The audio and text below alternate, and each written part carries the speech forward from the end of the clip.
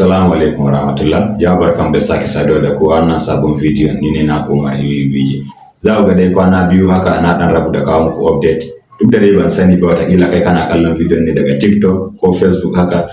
To kai za ga akwai wasu kalan videos da nake dorawa, to ba su nake nufi ba.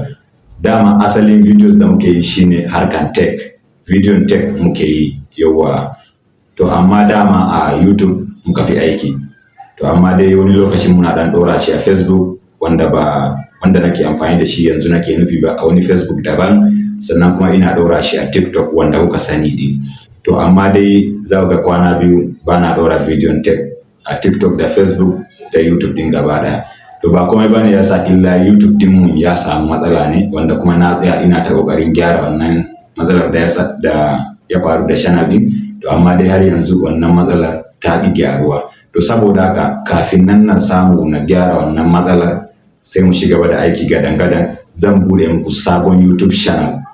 Zan aje muku link wannan channel din a description, sai ku je ku yi subscribing wannan channel din. Sannan kuma ku je Facebook ku yi sashi Umar UUBJ, wannan page nake nufi, sai ku yi following.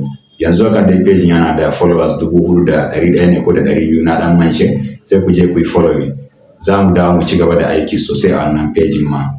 Musamman idan ka lura za ku ga za mu bude sabon channel ne, kun san kuma sabon channel sai da aiki sosai. Saboda haka yanzu za mu ci gaba da aiki sosai. Sannan kuma duk bidiyon da muka yi yanzu za mu dora shi a wannan shafin namu na Facebook mai suna Umar UUBJ, da kuma YouTube channel sabo wanda za mu bude din kafin nan mu iya dawo da wancan mu gyara mai matsalar da ya samu. To sannan kuma dai still za mu ci gaba da dora muku waɗannan videos din a TikTok da ma WhatsApp da Telegram din gaba daya. Ina neman alfarma dai da ku je YouTube din ku yi subscribing, sannan kuma ku je Facebook din ku yi sashin Umar UUBJ, sai ku yi following wannan page domin ku ci gaba da samun ayyukanmu akai-akai kuma cikin lokaci. Na gode.